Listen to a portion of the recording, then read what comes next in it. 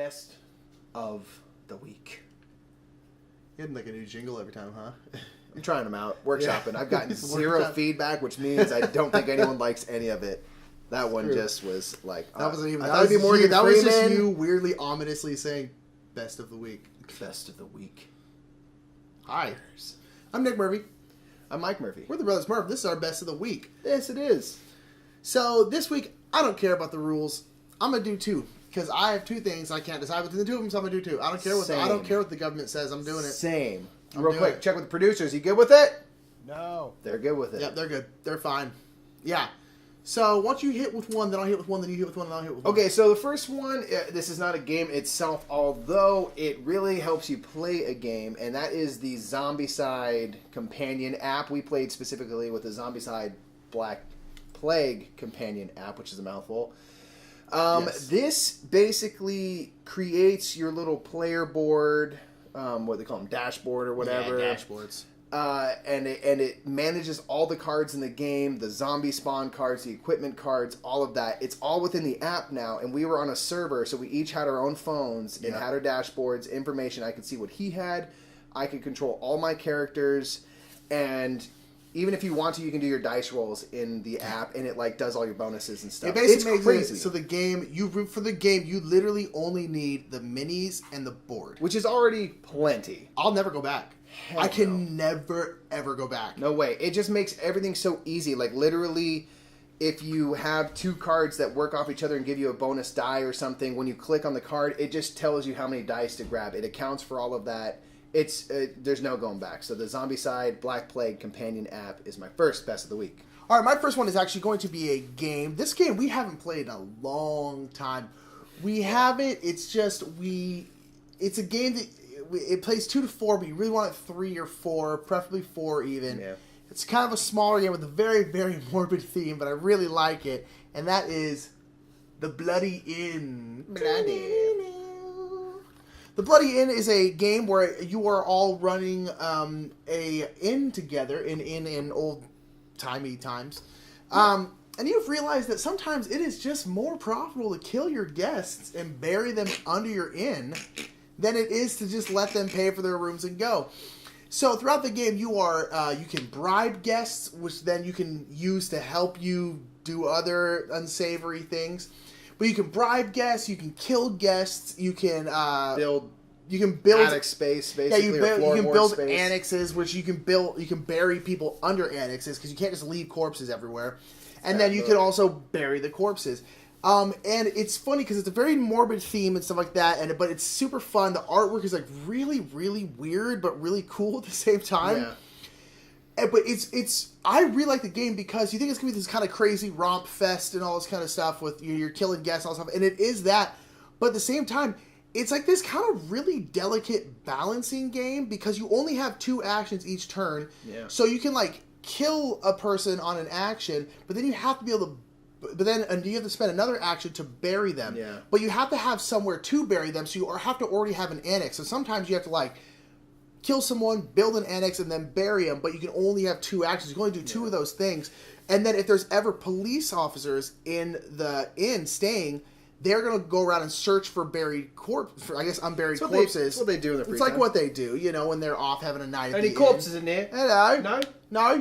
I feel Good. That was a smell test. formaldehyde. Yeah.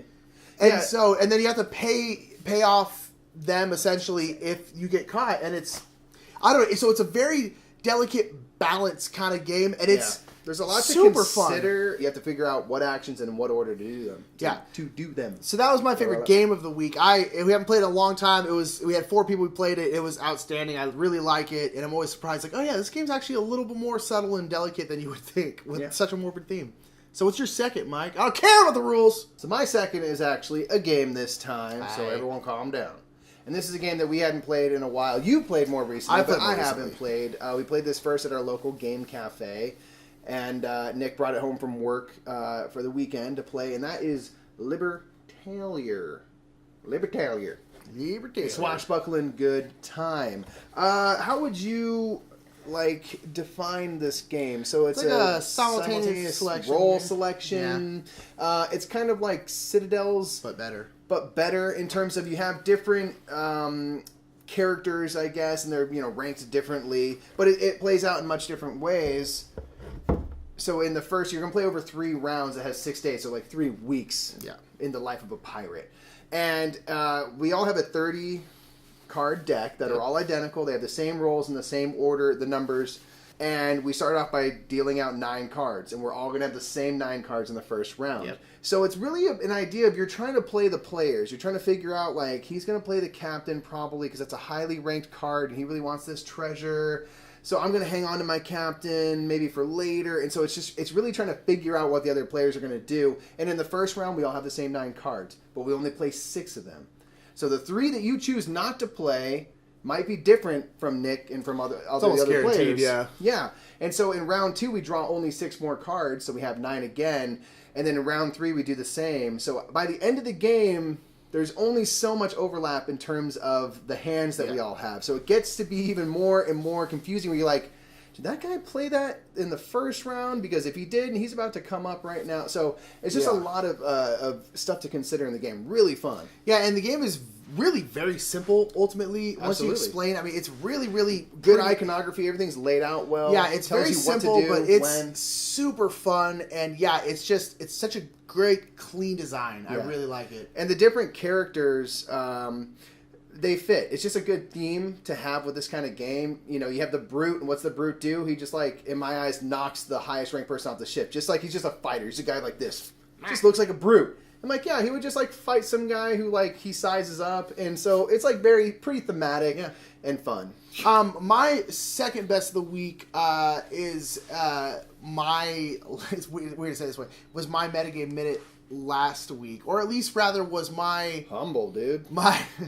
The response to the Metagame Minute from last week. So if you didn't watch my Metagame Minute from last week... Shame on you. Go watch it. It's called Metagame Minute, Who Are You? Where I just kind of asked, I was like, hey, like, we want to get to know the gals and guys who watch us. So, like, introduce yourself, tell us about yourself, and, like, you got any kids, what's your favorite game and stuff. Social security And, like, a lot of people responded. Like, yeah. Again, for having a pretty small viewer base, we have really interactive viewers. And, like... That'd be y'all. That would be you. And, like... I checked right before we started filming this. At this point, we had 87 comments in that video, and there's only like 200 views on it. The response was kind of overwhelming and stuff, and we got a couple messages on Facebook and stuff like that. People messaging us personally and stuff. It was just cool. And then some people were like talking back and forth amongst themselves about people's work and all this. It was kind of an idea we kind of threw out there. And it was like, oh, maybe we'll get a few people being like, I'm Johnny. It's almost like an online mixer. Everyone was just chatting each other up, saying, oh, that's a cool job. What's that like? And that was like a cool thing that we never really considered. We thought it'd be all about us. And I'm happy it wasn't. It's super cool. Just the fact that you folks are out there and are, interested in listening to what we say, because we're just a couple jackasses, man, just trying to get by. It's fair. And the fact that you guys would take the time to share a bit of your life is it's why we do this. Not to take your best of the week, but that's been so cool to watch. Yeah, it was awesome. It was fun, and I mean, even people were still responding up to today. It's cool, very cool. And keep them coming if you haven't already. It's not too late. Yeah, so that's my 2 bests of the week: a game, and then just kind of a cool experience. Boom! Supersized best of the week. We are literally about to go to Vegas, like right now. Yeah.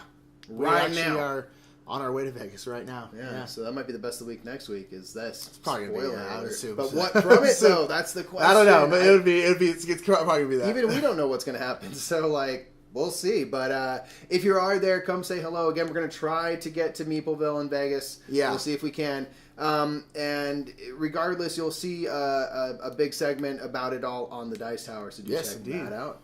And check us out on social media. We're going to be tweeting and having a lot of fun. So feel free to interact with us and I don't know, suggest something crazy for us to do. That might have opened up Pandora's box there, boy. That's not a good idea. But I think that's good, yeah? Yeah. Until next time, that was our week. What a week.